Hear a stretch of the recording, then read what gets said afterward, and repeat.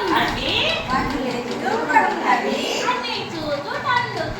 అన్ని చూచుటందుకు మొక్కెందుకున్నది వాసన చూచుటందుకు చెవులెందుకున్నవి చప్పుడు వినుటందుకు నాలుకెందుకున్నది రుచులు తెలుసుటందుకు చర్మమెందుకున్నది స్పర్శ తెలుసుటందుకు. దీన్ని బట్టి మనం ఏం చేసుకున్నాం?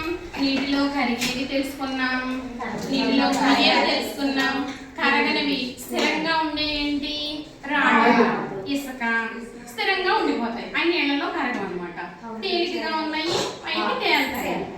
ఓకేనా? అర్థమైందా పిల్లలు? మీరు ఉత్సాహంగా పాల్గొన్నారా?